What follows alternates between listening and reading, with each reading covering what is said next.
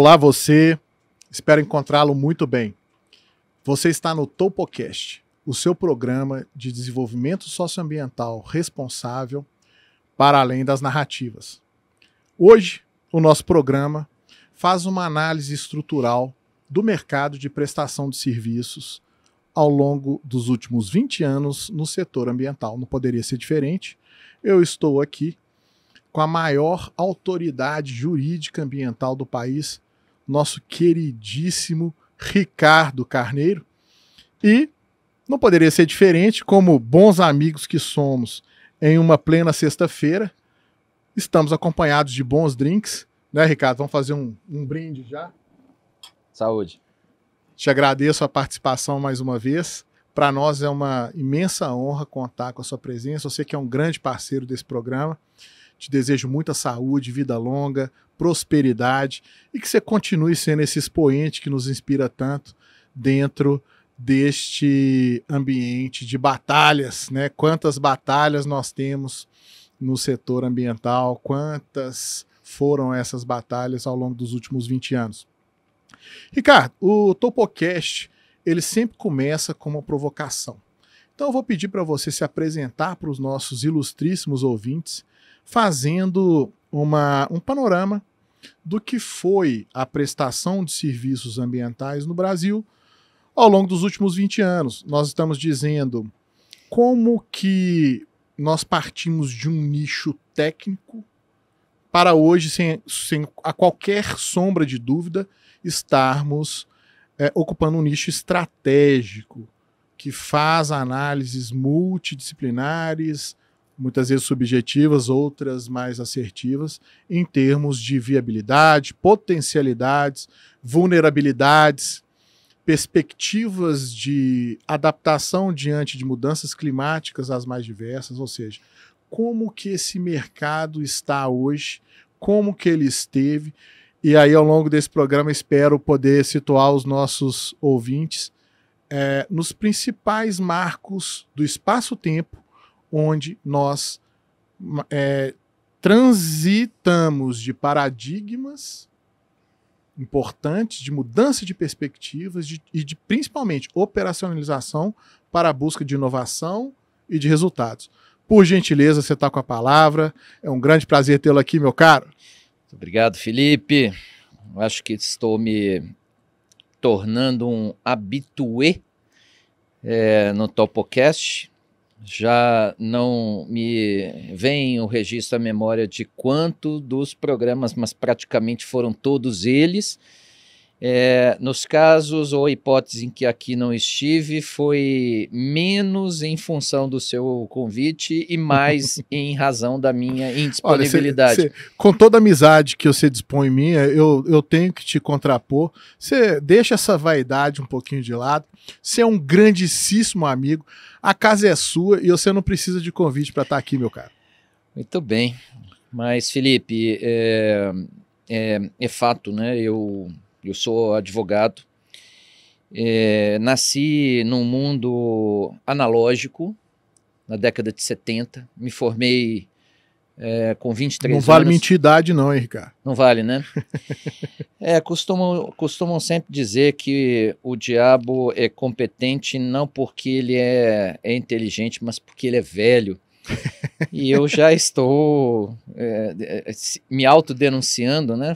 Tendo me graduado em Direito em 1993 na Faculdade de Direito da UFMG, quando então comecei um mestrado em Direito Econômico, né? Com um trabalho já publicado, espero eu ter energia e fôlego para construir uma segunda edição sobre Direito Ambiental Econômico, publicado então um livro no ano de 2001, 2002, portanto há 22 anos atrás.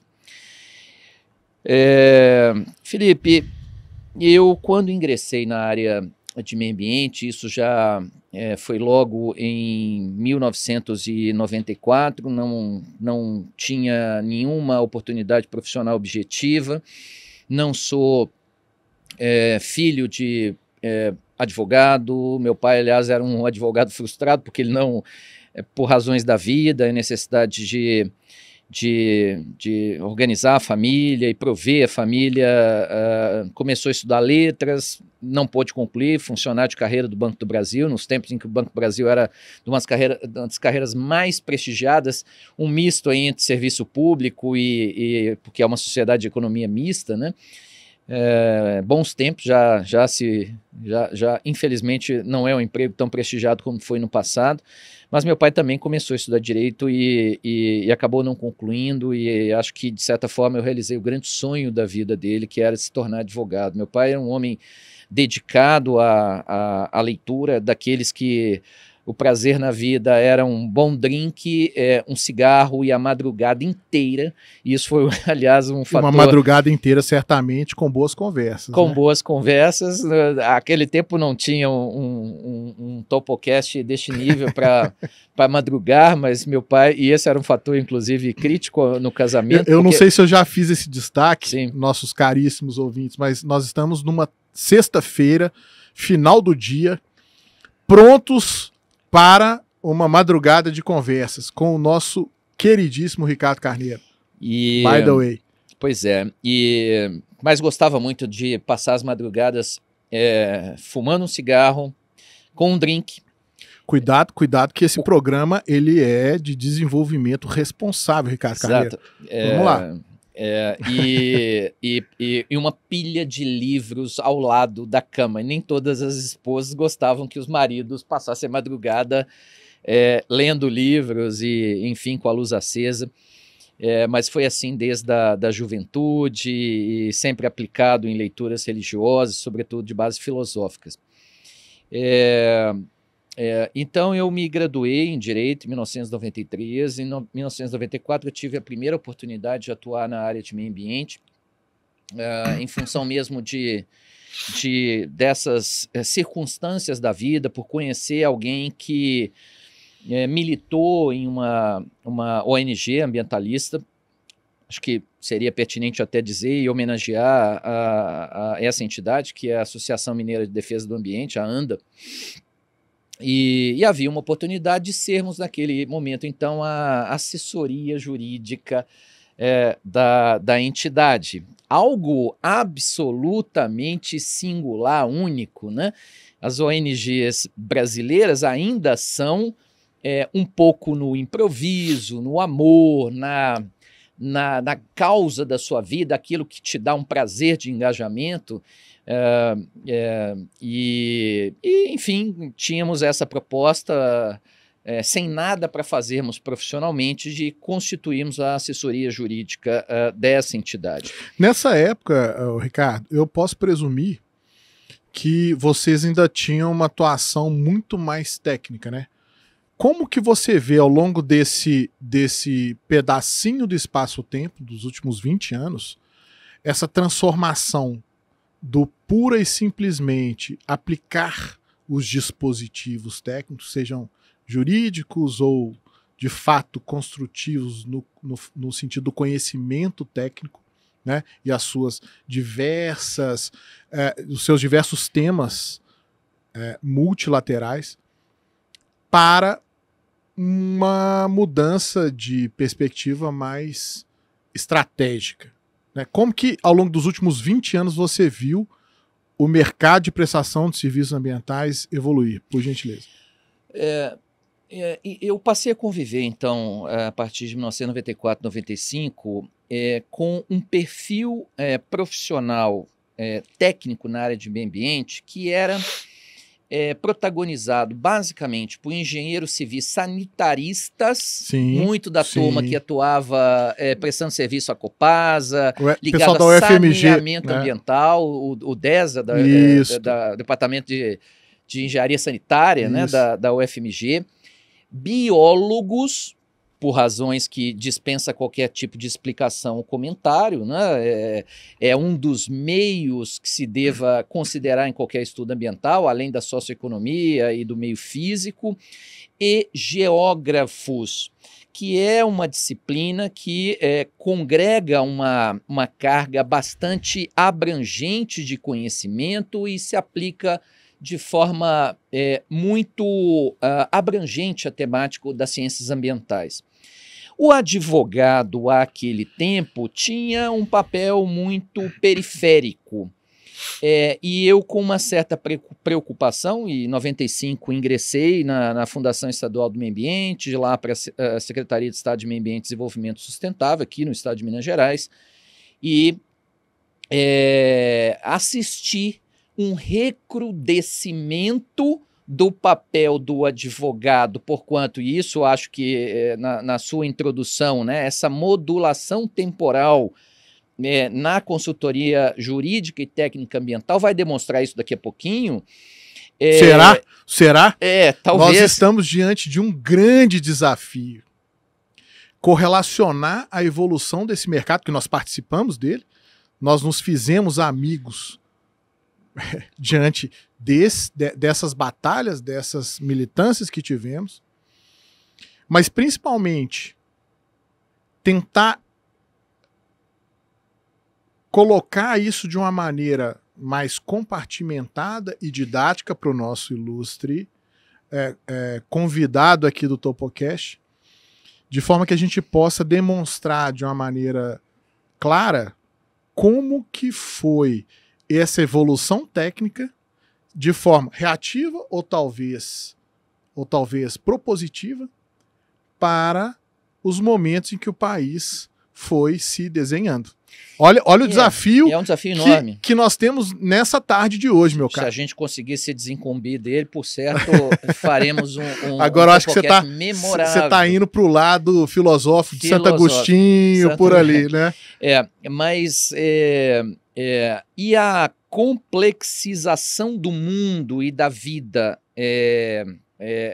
na segunda metade da década de 90 e principalmente no início dos anos 2000, trouxe profissionais que, de início, eram relacionados à engenharia sanitária, à geografia, à biologia, para um nível de especialidade muito grande, claro, modelado, atraído pela complexidade da temática ambiental, inclusive, sobretudo, pelas questões de ordem social, portanto, socioambiental, trazendo antropólogos, sociólogos, onde emergiram após a Constituição de 88, questões como comunidades tradicionais, quilombolas, espacialização e definição disso que hoje se fala, né, que é de ocupação do território, inclusive das comunidades e etnias indígenas.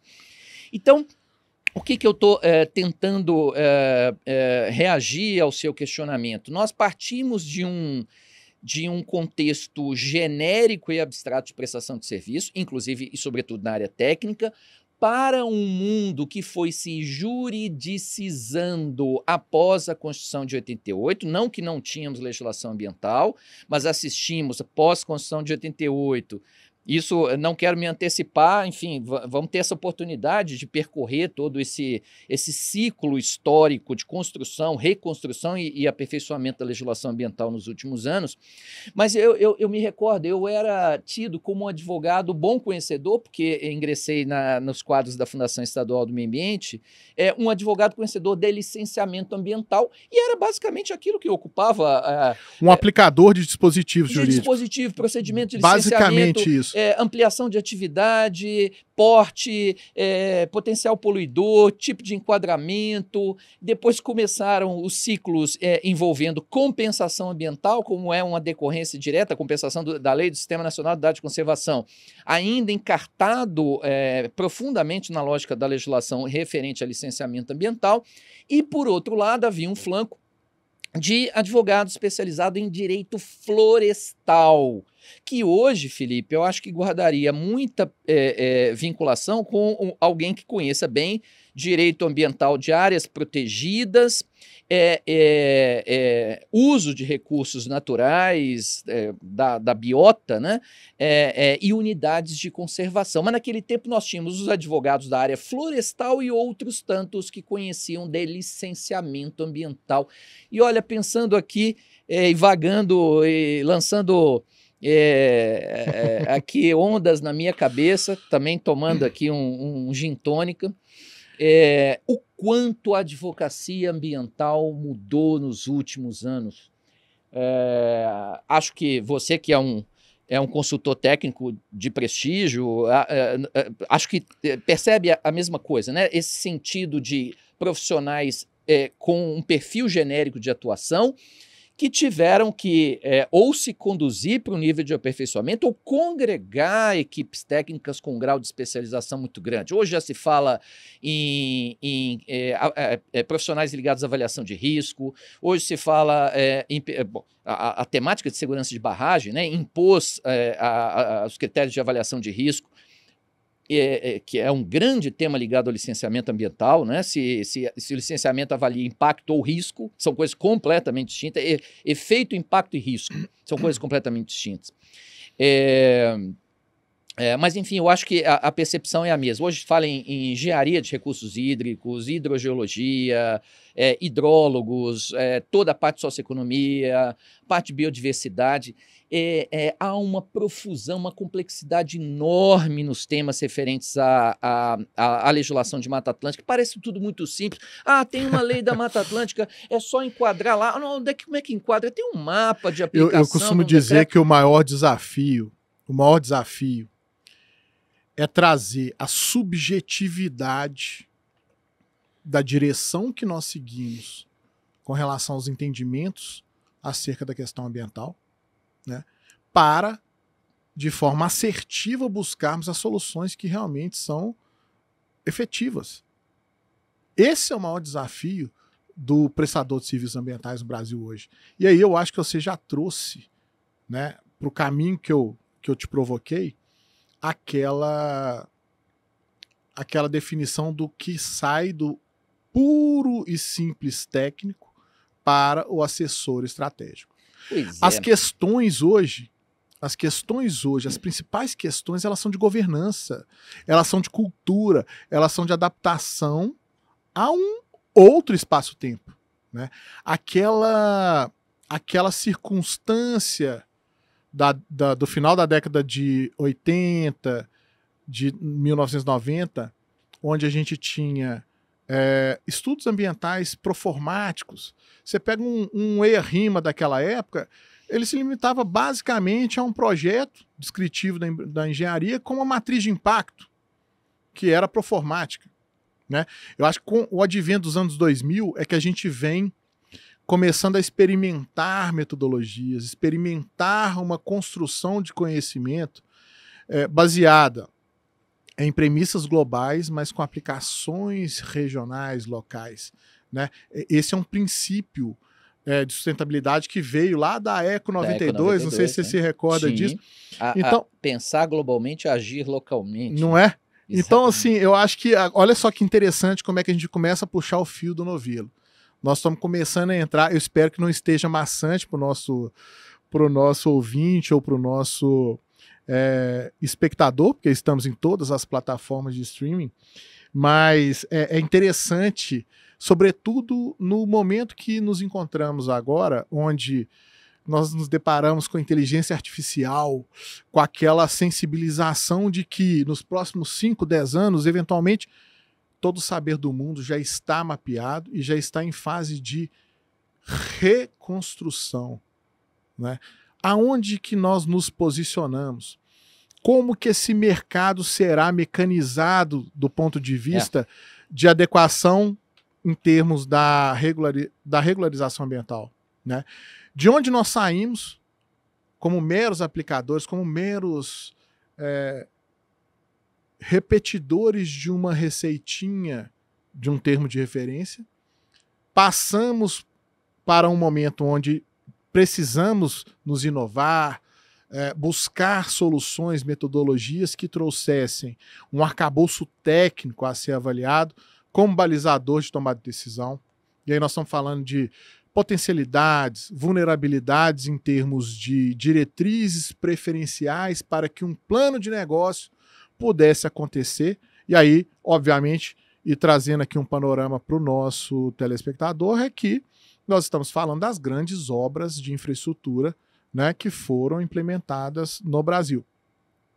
Eu queria que você trouxesse um pouquinho desse seu pensamento que está sendo extremamente rico, mas de um ponto de vista até mais didático, para que a gente possa partir para talvez talvez, eu tenho essa missão para o dia de hoje de espacializarmos no tempo o que foram essas transformações. Se a gente conseguir aí definir 3, 4 pilares temporais desta evolução para os dias de hoje, a gente vai conseguir talvez ter um diagnóstico onde a gente talvez nos reconheçamos num lugar de sociedade do risco, de caos. Isso não seria nada diferente do que se apresenta para nós, mas principalmente eu digo que se a gente conhece a realidade a qual nos inserimos, isso vem lá de Maquiavel, né? O Príncipe. Um dos primeiros pontos necessários de posicionamento é saber em qual realidade a gente se encontra. É a partir daqui que a gente vai estabelecer premissas de transformação e busca com erros e acertos para que a gente alcance aquilo que se deseja. Então, eu queria que você fizesse uma costura desses últimos 20 anos, simples, dentro dessas perspectivas que você colocou, para que a gente possa partir para uma solução simples aqui para o nosso telespectador. Simples. Não tem nenhuma dificuldade, não. Mas... O mais engraçado é que, para o Ricardo Carneiro, tudo é simples. Tudo é simples de verdade. Porque eu vou ter que participar isso para o nosso ouvinte. O Ricardo Carneiro é um dos expoentes, não somente da área ambiental, mas talvez um dos maiores intelectuais. Eu não estou falando isso para rasgar a seda dele, porque a gente briga igual cachorro, né, Ricardo? Nós somos amigos. Eu digo que eu só brigo com os meus amigos. É verdade. Né? Qual que é o sentido de tentar sensibilizar? Mudar quem você não respeita. Ninguém muda ninguém. Ninguém muda ninguém, mas assim, se a gente consegue, pelo menos, trazer reflexões para que a gente possa convergir e somarmos, acho que isso é uma perspectiva cristã e que certamente soma. Mas sem a gente desviar aqui agora do nosso tema, por gentileza, faça essa costura e nós já vamos partir para essa delimitação do espaço-tempo. Eu tenho até um amigo, palavras de bom gosto duvidoso não são cabíveis no podcast, mas ele fala, eu só mando pessoas que eu respeito. Curioso, né? Ele só xinga, grita com pessoas que ele respeita. Porque ele fala, quem eu não respeito, eu me afasto, eu desligo, eu demito. Mas, poxa, não, eu te respeito, por isso que eu te xingo. Acho que serve para nós dois. Eu não posso deixar também de fazer mais uma intervenção. Seu pai e o meu pai, que já estão... Quem sabe estão juntos nesse momento, batendo uma boa prosa e nos vendo aqui replicar uma boa prosa aos modos que a gente aprendeu. Fazendo essa reverência aos nossos pais. E para te ser bastante franco, meu pai adorava um Campari. Não, eu tô tomando um Negroni. Tem mais do que Campari aqui. Tem uma dose de vermute e uma dose de gin. Ou seja, tô bem, como é que se diz isso? Catalisado para esse momento. Vamos lá. Pois é, bom, a questão da especialização do conhecimento sempre me chamou muito a atenção, porque, de fato, a minha experiência... E Felipe, eu aprendi... Curioso isso, né? Eu sempre trouxe na vida uma frase que eu ouvi uma vez, e acho que é importante porque a gente fala para o jovem, fala para o meu filho, que cá me ouve, que aos 22 anos, quase já começa a migrar para a última fase do curso de Direito, João Pedro. Pedrão é fera. Tem um mais jovem, 17, que vai estar aí na dificuldade de definir que carreira e que rumo seguir. Mas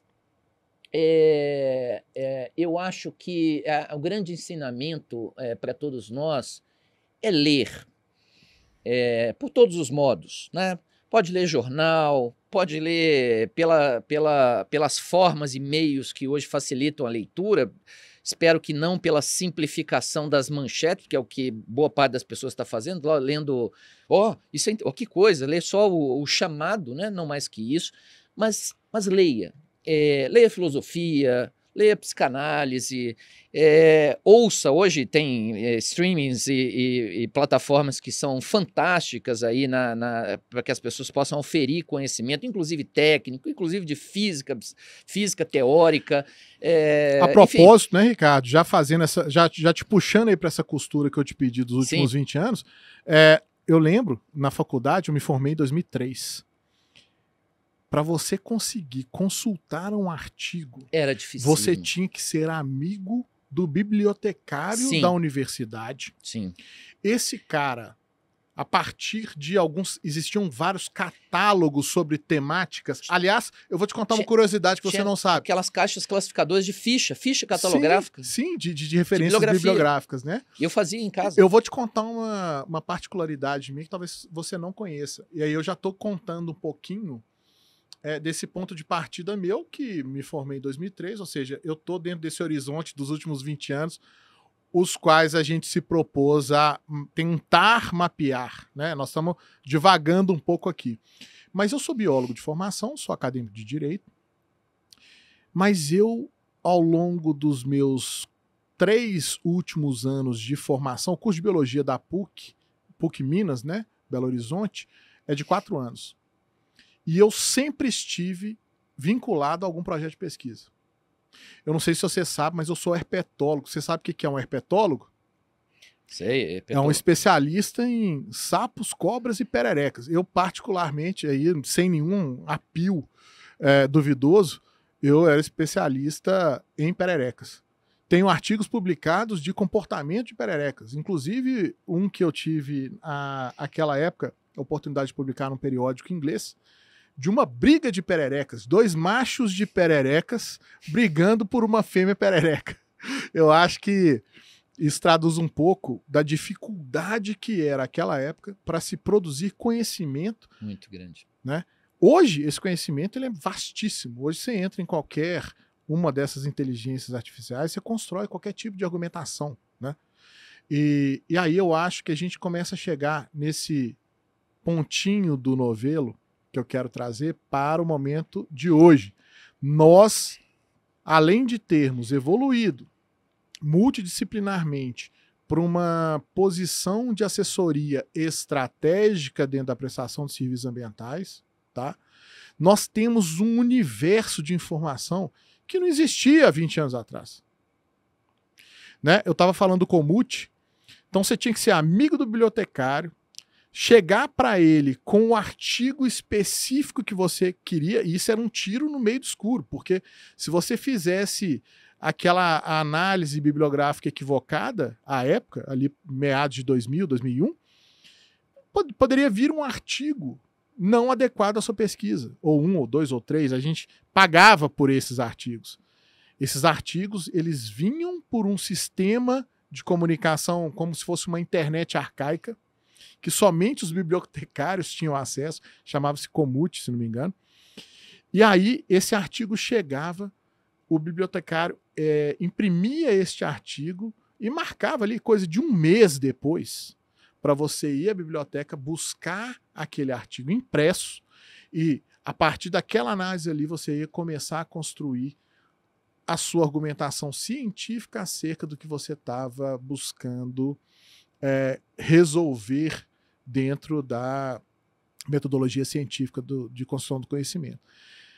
Hoje, qualquer coisa que você buscar, se o nosso ouvinte curioso pesquisar artigo do Felipe Nunes sobre perereca, briga de pererecas, ele acha, o ChatGPT, o Grok, o que seja, traz para ele.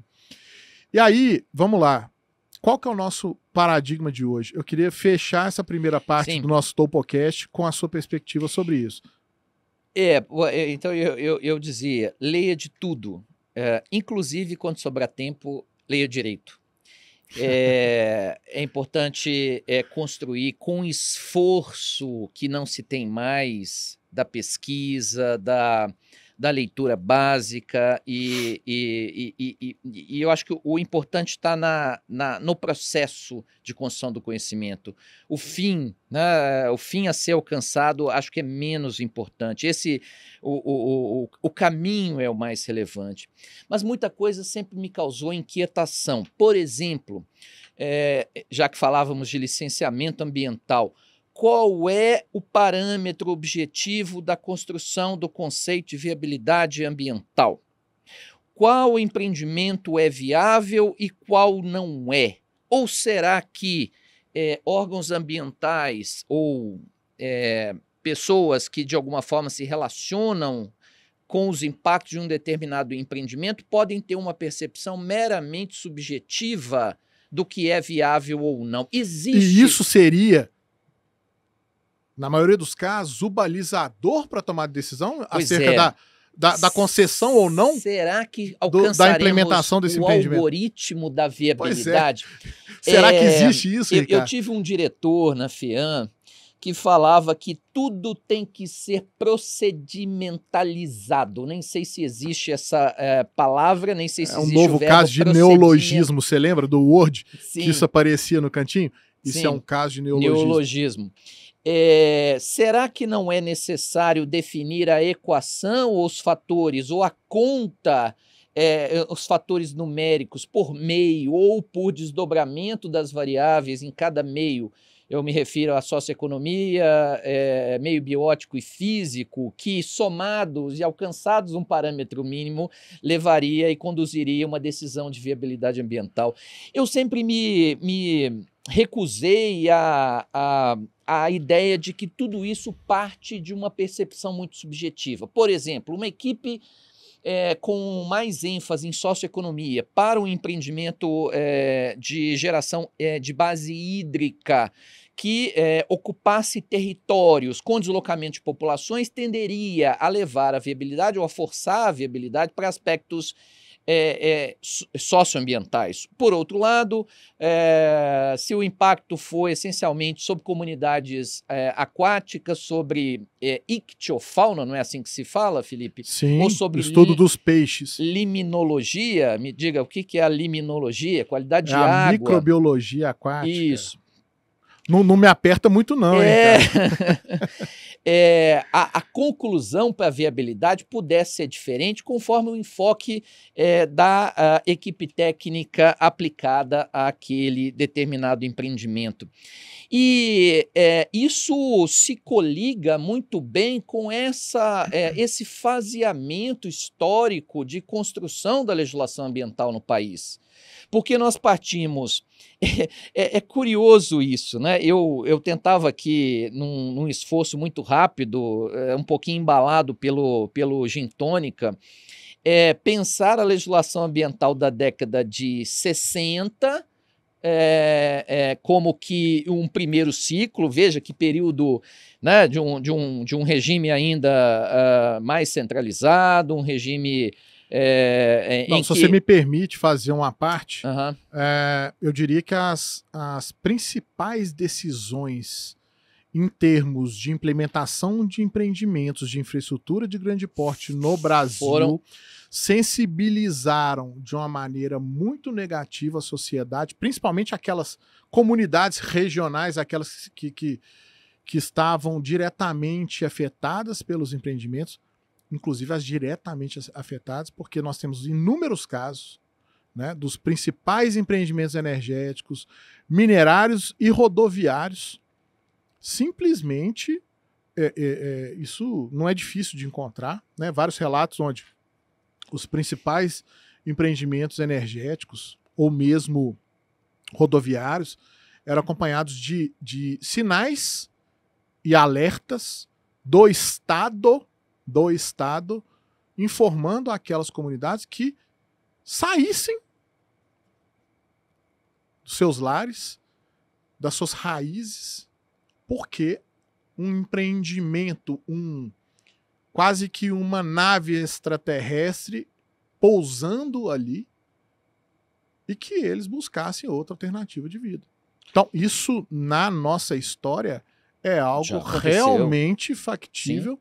É algo que estão em vários anais e que, poxa, já podemos falar aí de um avanço absurdo em relação a isso. Absurdo, monumental. Mas veja, então você tem um grande ciclo da década de 60, em que eu pontuaria a Lei de Proteção à Fauna, uns chamavam Código de Caça, os outros... Olha como é que o enfoque muda completamente de acordo com o apelido, o epíteto que se deu a uma determinada lei. 5.197, uns chamavam de Código de Caça, até evoluindo em relação a legislações congêneres da década de 30, outros chamavam de Lei de Proteção à Fauna. Código Florestal, Lei 4771 de 1965. Damos então um salto de 20 anos e vamos à década de 80, quando assistimos à estruturação da Política Nacional do Meio Ambiente, o Sistema Nacional do Meio Ambiente, o SISNAMA, Lei 6.938 de 1981, muito inspirada em países como Chile, como Portugal. Portugal, inclusive, faz referência à Lei de Bases do Ambiente, uma lei principiológica de valores gerais, diretrizes gerais, de instrumentos gerais de política ambiental, e lá se prevê a avaliação de impacto ambiental, o licenciamento ambiental, a preservação de áreas de espaços especiais, espaços territoriais especialmente protegidos, definição de padrões de qualidade ambiental, isso na nossa lei da política nacional.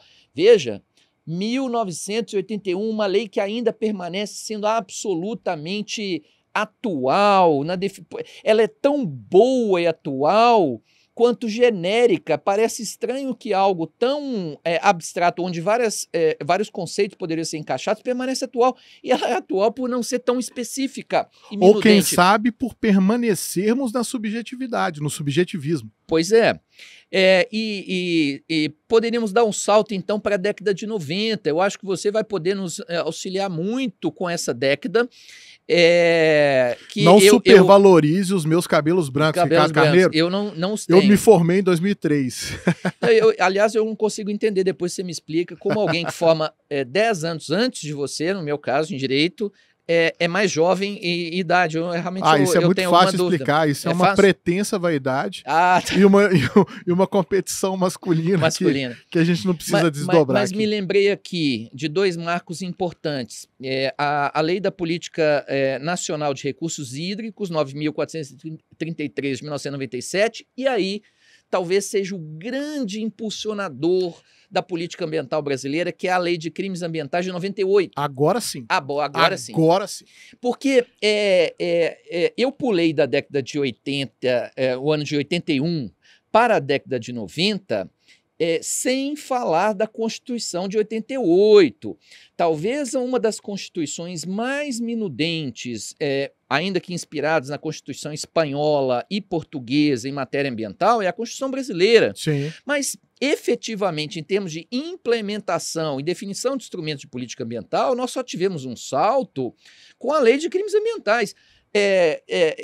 E não estou aqui dizendo porque passaram então a surgir os advogados criminalistas ambientais. Não, isso impulsionou todos os segmentos, impulsionou o licenciamento ambiental, impulsionou a qualidade dos estudos ambientais, porque as pessoas parecem, ou é isso o caminho e a rota da regularização, ou é a cadeia.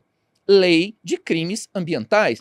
Então, cara, eu não sei a sua percepção. Agora eu acho que a gente está convergindo demais dentro de um... Eu vou lançar uma bandeirinha aqui nesse momento espaço-tempo, se você me permite. Por favor. A Lei de Crimes Ambientais, ela determina um novo paradigma. Sim. Dentro do processo de tomada de decisão de pré-viabilidade. Nós estamos falando de pré-viabilidade. Por quê? Porque a partir dali começa essa judicialização. Perfeito. Das decisões sob o ponto de vista da transformação do espaço do território, tá? Então, eu posso chamar isso como fase de emergência. Acho que sim. E os seus reflexos, né? Ali até, vamos chamar, até 2005, até 2010 eu posso chamar de um espaço de adequação para esse novo contexto, para essa nova circunstância que se estabelece dentro do que você está trazendo para a gente. O que você acha sobre isso? Não, literalmente é isso. Quer dizer, então, a Constituição de 88 acaba tendo um aspecto de centralidade. Uhum. Ela é um hub que recepciona leis ela aqui materializa da aqueles década princípios, de 60, né? Instrumentaliza, mas, por exemplo, efetivamente, o papel do Ministério Público de maior recrudescimento veio com com a Constituição de 88, mas resgatando instrumentos lá da Lei da Ação Civil Pública, que é de 1985. Pois é. Os instrumentos começam a ser organizados em torno da Constituição de 88, já tinha a Lei da Política Nacional, mas foi a Lei dos Crimes Ambientais quando a espada de Damocles se projetou sobre a cabeça de todos. Agora, ou é regularizar ou é cadeia. Né? E isso o direito penal tem esse aspecto de estigma, né? O estigma da pena, por isso que falam que o direito penal é aquela última razão, a última ratio, né? É o que no fim e ao cabo resolve, porque suprime o bem fundamental que é mais do que a vida, mais importante do que a vida é a liberdade, suprimir a liberdade para mim, por exemplo, acho que para a maior parte das pessoas, é suprimir a própria vida. E aí, mas aqui eu quero dividir a sua percepção, porque nos anos 2000, o Felipe surge profissionalmente como biólogo, herpetofauna, não é isso? E nós tivemos leis também estruturadoras importantes. É de 2000 a lei que cria a Agência Nacional de Águas, um pouco aperfeiçoando a Política Nacional de Recursos Hídricos. É de 2000 a lei do Sistema Nacional de Unidade de Conservação, criando a figura emblemática da compensação ambiental, né, aquele 0,5% incidente sobre custo de implantação do empreendimento. Assistimos em 2006 a criação do regime geral protetivo do bioma da Mata Atlântica. Percebo que o legislador brasileiro não foi a tanto de regulamentar outros biomas, o Pampa, o Pantanal, a região amazônica, regulamentou aquilo que vinha por decreto, que é a Mata Atlântica, no ano de 2006. Fazendo um parêntese com relação aos Pampas. Cara, que legislação absurdamente assertiva. E como eles conseguem preservar aquela formação fitossociológica tão bem, né? Impressionante. Isso. Impressionante. Como inclusive, o Pantanal, né? O Pantanal, aí a gente tem que fazer aqui, né? Uma meia-culpa no sentido de uma exploração irresponsável que existe, ela é muito factível. Mas é curioso porque o Supremo Tribunal Federal assinalou um prazo, salvo me engano, de... não sei se de 6 a 12 meses, isso em 2023, para que o Congresso, era uma ação de inconstitucionalidade por omissão, crie um regime protetivo do Pantanal, quando os estados do Pantanal, Mato Grosso do Sul, já haviam legislado de forma suficiente e adequada para atender esse objetivo de proteção daquele ecossistema fundamental. Mas eu ouvia muito nesse período que havia ainda um ponto sobre o qual a legislação não tinha se dedicado, que era a gestão de recursos, de resíduos sólidos. Sim.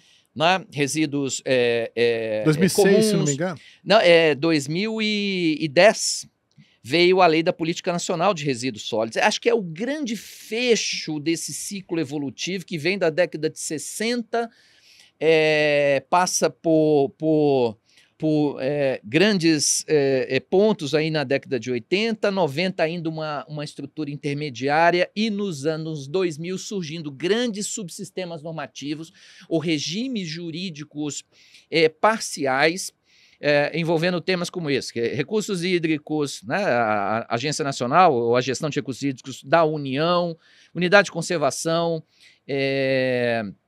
Mata Atlântica, resíduos sólidos, e aí o que acho que protagonizou os últimos anos, né? É segurança de barragens também. Tá, mas peraí.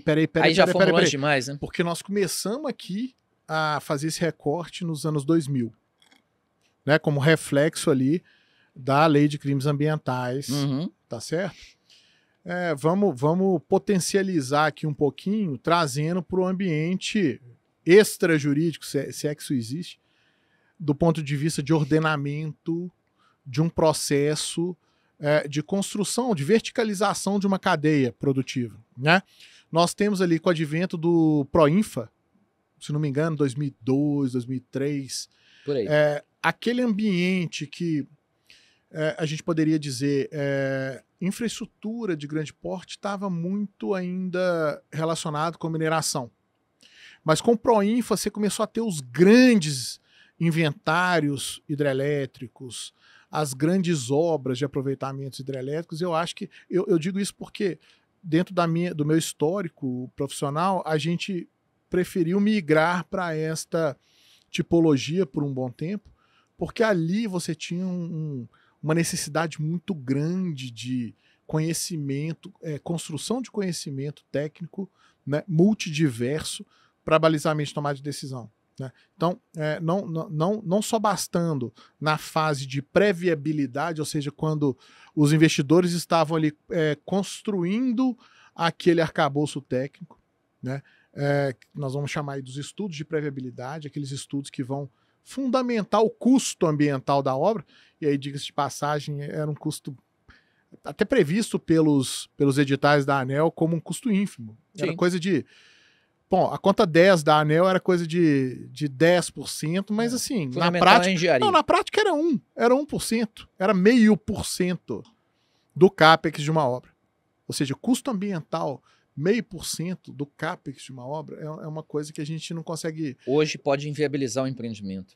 Belo Monte talvez seja o grande exemplo. Mas isso já acontecia naquela época, porque você vai se lembrar muito bem, e eu não vou me recordar em que ano foi especificamente que o Estado de Minas Gerais, o Ministério Público entrou e começou a sobrestar os estudos de licenciamento de empreendimentos hidrelétricos que estavam em partições de queda com mais de 2 ou 3 aproveitamentos. Né? E era muito comum, a gente fazia estudos ambientais de pré-viabilidade para aproveitamentos hidrelétricos, onde você tinha 7 partições de queda em sequência, né? Onde terminava o reservatório de uma usina, você tinha o outro eixo, né? A montante, e dali para frente outro reservatório e por aí vai. Uhum. Então, o que eu acho que a gente pode trazer aqui? A partir de 2002, 2005, ali, sempre com essa margem de erro aí de 2 anos para frente, 2 para trás, nós passamos por um segundo recorte desse período que a gente está se propondo a mapear, que seria uma fase de consolidação, ou seja, os prestadores de serviços ambientais, sejam na área jurídica ou na área técnica, e aí eu estou reunindo dentro de técnica todos os multitemas que envolvem, né, o processo de construção do conhecimento de pré-viabilidade e, a posterior, de monitoramento, né, dentro de uma perspectiva de, olha, nós temos grandes obras acontecendo. Aí nós estamos falando do governo do Lula 1, Lula 2, PAC 1, PAC 2, né, Programa de Aceleração do Crescimento, e aí a gente começa a ter um ponto de inflexão ali por volta de 2013, 2014, quando você tem já no governo Dilma, né, segundo governo Dilma, não é isso? Sim. Ou primeiro governo Dilma, agora eu não me lembro. Onde a gente tem já um processo de inflexão, né, por conta da paralisação desse investimento em obras de infraestrutura de grande porte no Brasil, né, e isso tudo fomentado pelo Estado. Então, agora, eu acho que a gente traz dentro dessa fase de... Eu não sei se você concorda com essa nomeação que eu estou fazendo aqui, de Sim. fase de consolidação. Porque dali para frente, a gente tem um outro momento, que aí é um momento de crise. Aí realmente a gente viveu ali de 17 para cá, de 16 para cá, a gente já tem um momento de crise. Então vamos tentar trazer, e aí eu acho que vale lembrar muito bem, nesta etapa ali, que eu pude participar, de 2007 até 2015, cara, nós introduzimos na matriz energética atividade de geração de energia eólica, com o primeiro leilão, se não me engano, o primeiro leilão da ANEEL foi em 2011, tá? E aí uma série de desafios de entender como que aquela tecnologia se estabelecia, como que o território abarcava aquele novo grande vizinho que ficaria ali por concessões de 20, 30 anos, né? Então, esses leilões de reserva, eles nos permitiram ampliar esse leque de formação do conhecimento para que a gente pudesse, então, trazer as soluções devidas, né? Então, veio primeiro essa tecnologia da geração de energia eólica e logo a posteriori a geração de energia fotovoltaica.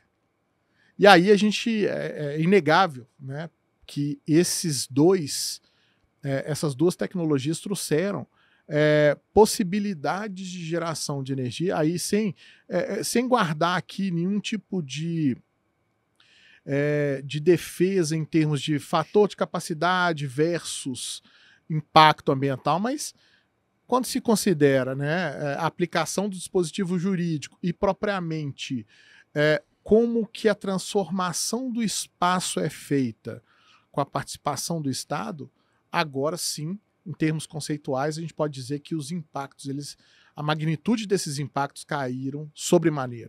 O que você pode falar dessa fase que eu tô nominando de fase de consolidação? Consolidação. Pois mas ainda... Será que nós estamos construindo aqui um artigo, Nós estamos construindo um artigo ou talvez até um livro sobre o histórico de implementação de políticas públicas no meio ambiente. Caros ouvintes, o importante da gente dizer é o seguinte: o Ricardo compra minhas broncas, mas aí, graças a Deus, né, no dia seguinte, depois do drink, aí a ficha cai e a gente retoma as atividades normais. Aposta muito alta, é melhor voltar para trás.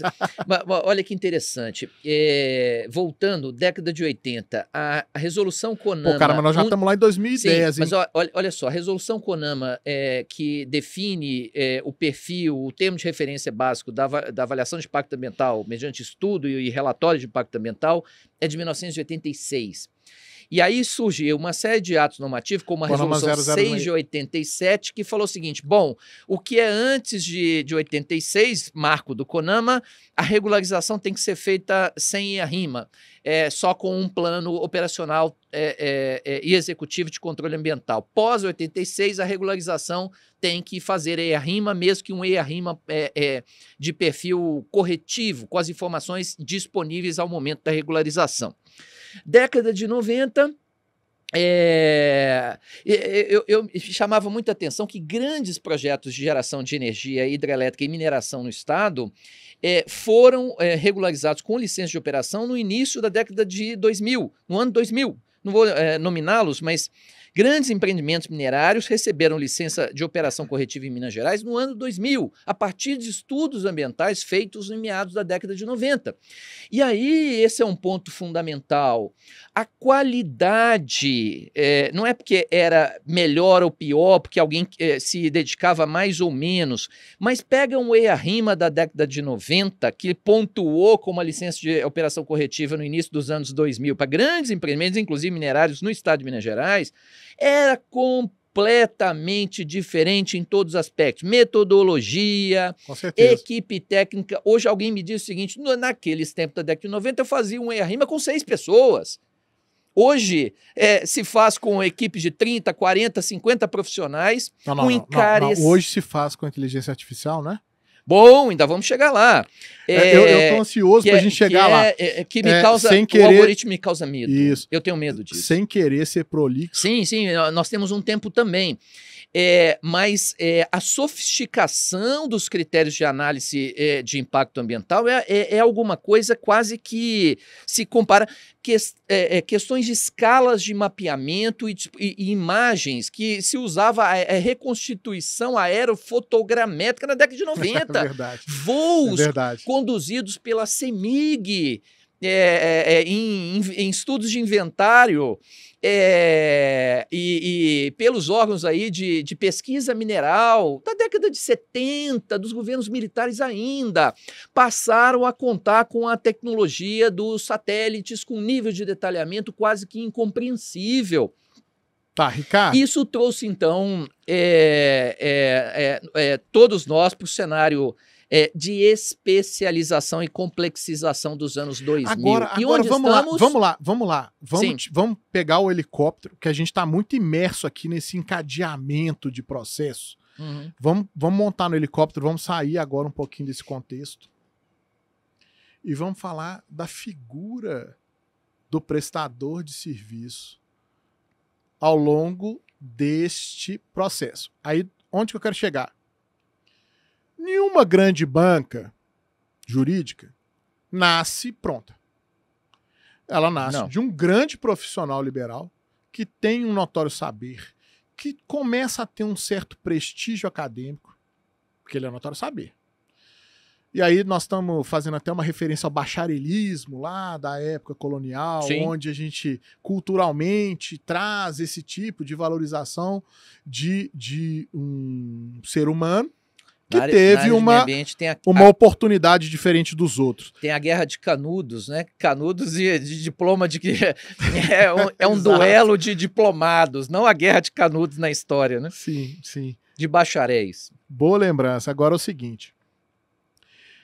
O profissional liberal, ele começa a ser protagonista deste processo de evolução, né? Desse processo de inovação tecnológica no sentido da compreensão dos processos, aqueles associados, né, ao correto entendimento de implantação de um determinado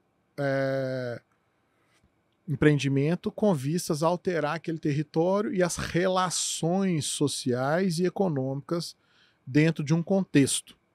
Ok? Vamos lá. Se a gente pega de 2000 até 2010, nós vamos ter estes profissionais liberais começando a se destacar num novo mercado, num novo nicho que sai de uma mera aplicação técnica para uma questão estratégica. E eu te justifico por quê. Porque um grande investidor do setor energético daquela época, ele num primeiro momento, ele não tinha preocupação com relação à viabilidade ambiental do empreendimento dele, até a licença dele ficar travada há 7 anos. E aí começa a se procurar os grandes profissionais da área. Para quê? Para que você tenha um mínimo de previsibilidade jurídica. Se é que é possível. Não, mas é o mínimo. A gente pode dizer que a gente alcançou, nessa década de 2010, a gente alcançou isso. Porque ainda tem um fenômeno ainda presente na nossa realidade atual, que é da extrema judicialização da temática ambiental, causando uma incerteza monumental sobre os procedimentos autorizativos. Mas eu digo até mesmo na esfera administrativa. Porque era comum você ter processos arquivados, processos indeferidos por insuficiência técnica dos estudos. Sim. Nessa década de 2010, isso foi muito recorrente. Concordo. Depois você começa a ter um aperfeiçoamento de uma cadeia de profissionais que surge e que começam a aprender com aqueles primeiros templários que saíram abrindo, né, o caminho, a marcha para o oeste, fazendo outra analogia aqui, né, com o desenvolvimento do nosso país interiorano, mas onde a gente começa a ter até um novo ordenamento. Pra você ter uma ideia, os escritórios boutique ambientais, você sabe disso melhor do que eu, os escritórios jurídicos ambientais boutique surgiram a partir dessa época. Sim. Né? Eu tive a grata oportunidade de frequentar, né, não por opção minha, mas o seu escritório em diversas oportunidades, e eu me sentia extremamente acolhido num ambiente luxuoso, num ambiente de técnica absolutamente rebuscada e de um entendimento, de uma facilidade de compreensão das demandas que a gente levava sobremaneira. Né? Então, eu acho que aí você tem este processo. Eu vou ter que agora acelerar um pouquinho para o nosso tempo. Como tudo na vida, né? É a aceleração da vida e da história. E numa sexta-feira, final de dia, Ricardo Carneiro, eu não vou trazer aqui o período de inflexão negativa desse mercado, que é ali de 2015 para cá, vamos chamar assim. Estamos passando por ele. E que isso foi também catalisado pela pandemia, né? Então, esse é um processo aí de desdobramento de eventos negativos. Mas vamos agora fincar a bandeirinha. Só um detalhe, nós vamos fincar a bandeirinha agora. No futuro. Aonde nós estamos, primeiro. Em 2 minutos você vai me dizer onde nós estamos agora. como que o profissional liberal encara esse contexto, essa circunstância, como que o ambiente regulatório, negocial, mercadológico trata a questão ambiental. E aí, nesses mesmos 2 minutos, eu já vou te pedir as projeções para os próximos 5, 10 anos, por gentileza. Eu tenho me convencido, ou já estou convencido, de quando a gente começa a pensar que tudo no passado era melhor, a música, a bebida, as relações pessoais, a forma de desenvolvimento profissional era melhor, simplesmente a gente está velho. O passado não é melhor. Pô, mas isso não é resposta, cara. O passado não é melhor nem pior do que a atualidade. O passado é diferente. E é preciso coragem para enfrentar os desafios do que vem por aí. Onde estamos? Estamos num mundo em transição, estamos em transição na forma de exercício de todas as profissões ligadas às ciências ambientais. Posso falar em relação à minha, ainda não se sabe, os tribunais não rechaçam que os advogados usem inteligência artificial, mas eles mesmos a utilizam.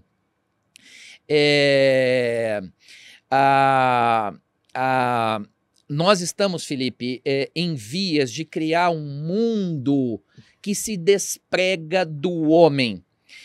Pela primeira vez, acho que em 13 mil países, o planeta tem 4,5 bilhões de anos, a vida no planeta talvez 3,5 bilhões. Pela primeira vez, nós vamos construir um planeta, um mundo em que a vida consciente não dependerá muito mais daqueles que detêm a consciência. Muito em breve, 5, 10 anos...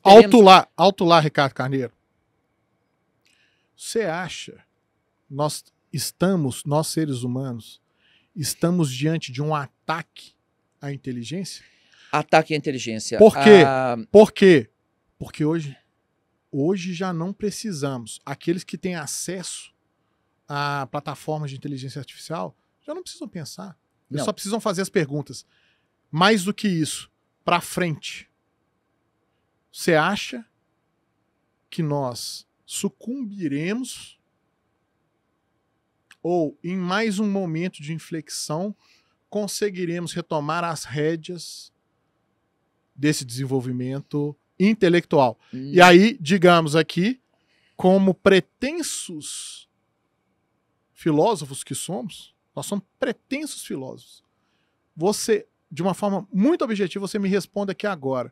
Você acha que nós estamos sob um ataque aos nossos intelectos? Estamos sob um ataque às nossas inteligências, porque nós estamos construindo uma superinteligência que independe da nossa capacidade de inteligência de construção do conhecimento. Ele vai conseguir pegar talvez 2.000 anos de história registrada pela linguagem, e tudo que se fez nesse período, os 100 últimos anos de desenvolvimento tecnológico, consolidar e interiorizar na consciência, e a partir disso, com a combinação entre computação quântica e inteligência artificial, a mim me parece que vai desmontar o elemento humano, que o mundo, o ser humano se situa no mundo como um espaço para reprodução de si mesmo, do ponto de vista cultural, do ponto de vista científico, do ponto de vista econômico. Nós estamos construindo um mundo ou de perspectiva enquanto pertencimento a um espaço. Perfeito. A um coletivo, a uma situação no espaço, na vida. Ou no Nós tempo. estamos a construir uma consciência que não dependerá mais do humano. Então, eu não estou dizendo que eu estou sendo pessimista, é aquela história, né? O pessimista é o otimista mal informado, ou o pessimista, ou vice-versa, né? O otimista é o pessimista mal informado. Mas não há otimismo se o foco for seremos superados e suplantados? Sim! E quem não exercita a musculatura da perna ou do braço tem perda de massa muscular. Quem não exercita o cérebro e a massa encefálica tem perda de inteligência, porque não é necessário mais. Se a comida num pet dentro da sua casa vem à boca dele, ele não sai para caçar, ele não tem habilidades, ele não precisa aprender com a mãe que traz isso de forma inata técnicas de caça. A comida vem à mão, o ser humano vai virar isso. E, Felipe, sinceramente, na área jurídica, nós estamos numa velocidade talvez menos que na área técnica, que ainda precisa da produção básica do conhecimento, no tal do dado primário. Concordo. Ir a campo, coletar informação, fazer captura de morcego, de fazer captura de peixes, colher amostras de solo, de água. Na área jurídica, nem isso. Parte-se da verificação pela linguagem do que existe, é o tal do sistema de precedentes. Quem já decidiu assim? Qual tribunal? A jurimetria. Jurimetria. Jurimetria pura. É isso. Então, nós, profissionais da área jurídica, precisamos estar atentos, porque, brincando, inclusive na área ambiental, seremos varridos por parametrização jurídica que é dado pela inteligência automatizações, artificial. mecanizações, que monitoramentos remotos. A inteligência é perfeita nisso. Olha, curioso, a computação quântica é muito boa para lidar com velocidade de cálculos e formas de chegar ao mesmo resultado. Mas ela não será muito boa, e a computação tradicional, para os jogos de videogame que tem... Mas vem cá, a computação quântica alinhada, né? E aí eu estou falando de learn machining. Redes neurais. Olha o exercício que eu estou fazendo aqui. Pega a metodologia dos estudos de sensibilidade multicritério, onde você estabelece parâmetros, dá peso de importância para cada um desses parâmetros e os correlaciona entre si ou entre outrem parâmetros, ok? Aí você pega todo o arcabouço técnico, porque segundo declarações até do Elon Musk, a inteligência artificial já terminou de mapear todo o conhecimento disponível no mundo há cerca de 2 anos atrás. Sim. Agora o desafio é como produzir novos conhecimentos a partir daquele conhecimento e dos conhecimentos já gerados ao longo desses últimos 2 anos. Aí você pensa dentro da temática ambiental. Você estabelece as câmeras térmicas, as câmeras multiespectrais, os satélites, os drones, os microfones, as câmeras que estão com grande potencial de implantação dentro de ecossistemas, as sondas de parâmetros físicos, químicos, de ambientes aquáticos, de ambientes do solo e etc. Aonde nós vamos chegar? Distopia. Eu gostaria de trazer uma reflexão seguinte. Os Jetsons? No cenário regulatório, eles já estão acontecendo, certo? Agora, para a gente poder terminar o programa, né? E acho que a gente pode tomar mais um drink depois. Pode. Mas só para a gente terminar esse programa... E a palavra de encerramento vai ser distopia, mundo distópico. Como entregar a partir das vivências dos últimos 20 anos? Eu quero uma resposta muito objetiva, já como mensagem final para o nosso ouvinte. Como entregar as nossas vivências dos últimos 20 anos, onde vivemos ascensão e queda de um modelo de construção do conhecimento, para uma projeção que a gente possa aventar para os próximos 10 anos. Olha aí a bucha que eu joguei para você. O Topocast jogando gasolina na fogueira. Vamos lá. Bom, se eu disser que eu não tenho resposta... Se a resposta for boa, eu te dou um presente. Então agora eu vou encontrar alguma resposta, nem que seja com uma inteligência artificial que inventa jurisprudência que efetivamente não exista. Então, eu vou tentar inventar uma resposta. Felipe, é muito difícil no momento de transição que a gente está vivendo. Eu, convivendo com geógrafos e grandes geógrafos, eu sempre tenho, nos últimos anos, ouvido dizer que o grande risco... Posso fazer uma menção a um geógrafo em especial? Pode. Que recusa recorrentemente a participação nesse programa. E agora eu vou fazer um convite, né? Esperemos que esse programa alcance, né, além dos milhares de telespectadores que a gente tem a sorte de dispor, né, que esse convite, essa menção chega ao nosso querido Jackson Campos, um grande colega que eu tive a sorte de conhecer como recém-formado e que agora reencontro muito pela convivência com meu nobríssimo, querido amigo Ricardo Carneiro. Ô, Jackson, nós estamos precisando de você aqui, tá? Rápido. Vem rápido. Termina, Ricardo, que eu tenho que te dar um presente. O corte na geografia, a demografia. Há coisa de 2 anos eu ouvia dizer que o grande risco ao futuro da humanidade e a manutenção das atividades mínimas, seja de estabilidade psicológica, de senso de pertencimento que você disse agora há pouco, de construção da afetividade que nos faz humanos, estava em risco porque os humanos não terão humanos, porque não vai ter gente.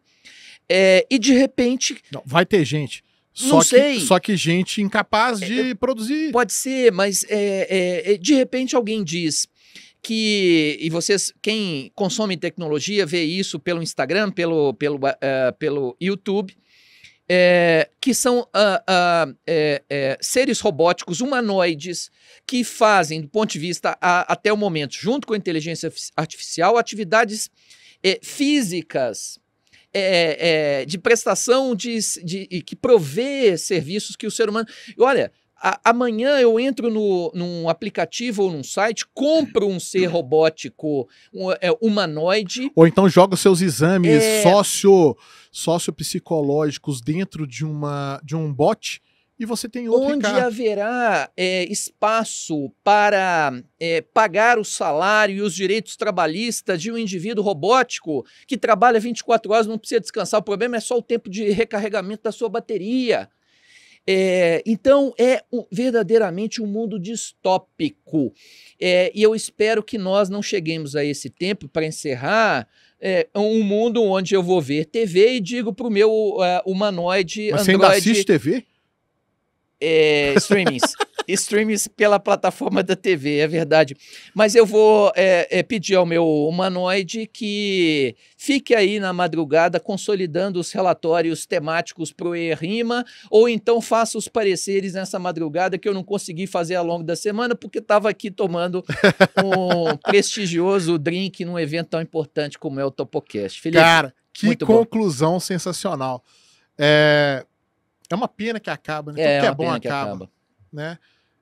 Vamos lá, eu acho que os nossos pais, nesse momento, estão satisfeitos, estão felizes. Nós estamos tentando, né, replicar a moda que eles nos ensinaram, porque certamente o aprendizado vem por meio deles.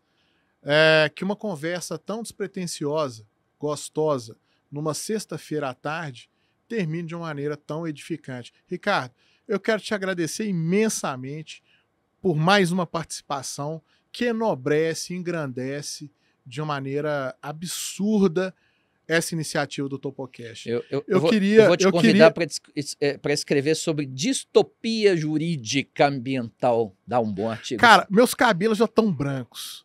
Diante dessa proposta, eu acho que eu já vou cair. Raspar, porque eles vão cair.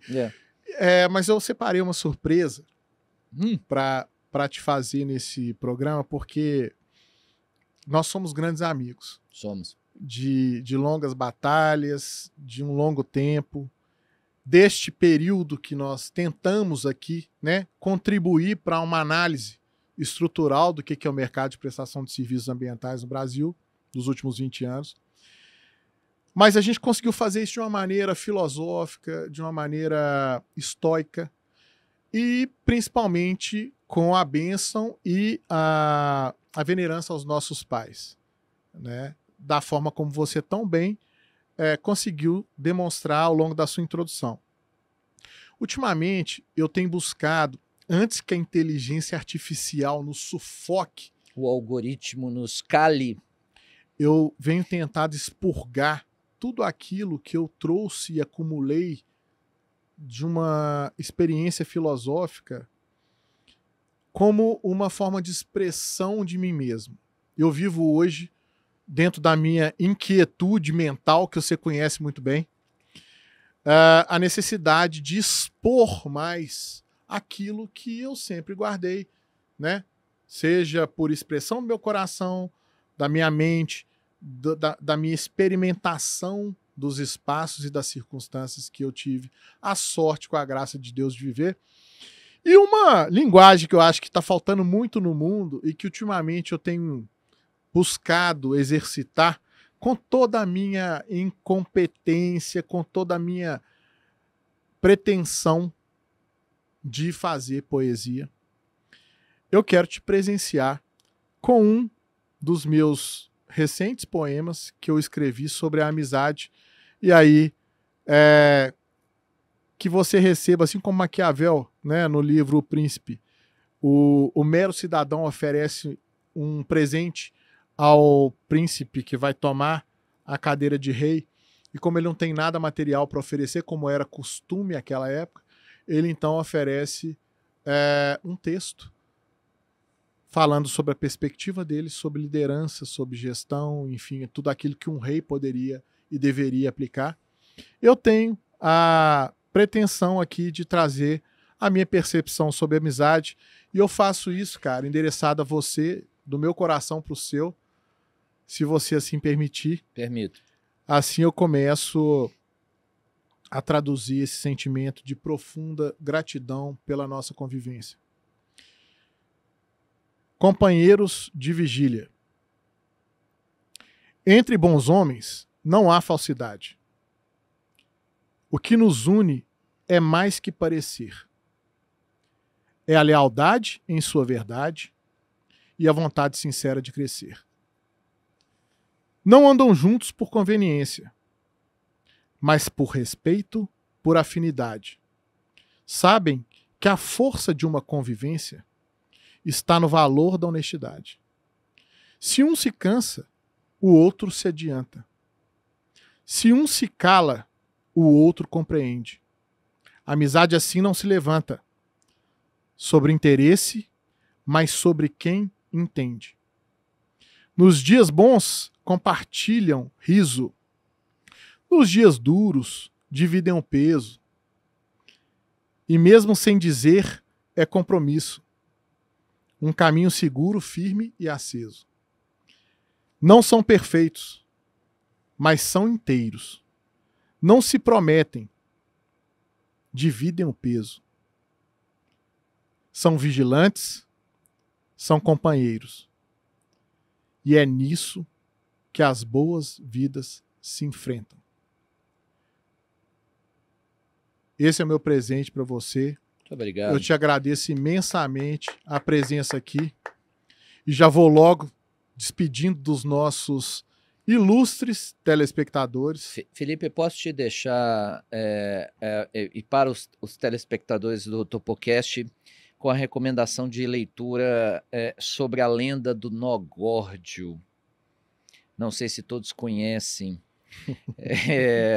Enfim, não quero estender, mas na Ásia Menor, onde hoje seria a Turquia, um grande reino, tentava-se de toda forma desfazer um grande nó, e os mais sábios, os maiores guerreiros, nada conseguiam, e aquele que desfizesse o nó górdio seria o reino desse reino na região da Ásia Menor, e até que um dia Alexandre o Grande, instado e desafiado a desfazer os nós, olhou de um lado, de outro, sacou a espada da sua bainha e simplesmente, pronto, desfiz o nó górdio.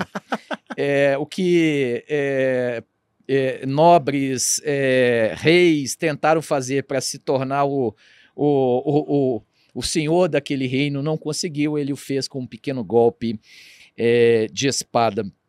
E assim eu acho que são os grandes desafios da nossa existência, e nós passamos por grandes desafios a todo momento, na área de meio ambiente, na consultoria ambiental, passamos por muitos ao longo dos últimos anos, e é necessário enfrentar os nós que amarram as nossas vidas, as nossas existências, de forma corajosa, nem que seja lançando um golpe da sua bainha, com soluções simples que muitas vezes nos levam a resultados importantes.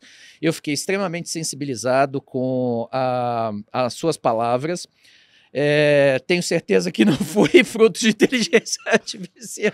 Pô, não ainda não, né? Sim, mas eu sei, o Felipe tem se dedicado aí nas madrugadas.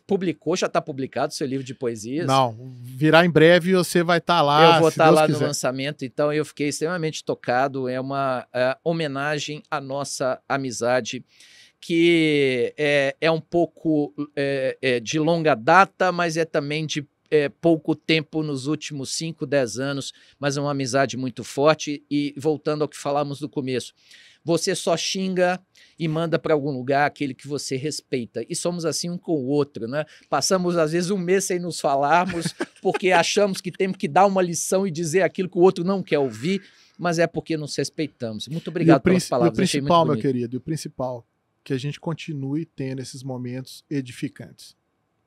Agora, sem mais, nosso querido telespectador, muito obrigado por participar desse momento tão nobre aqui com o meu querido amigo Ricardo Carneiro.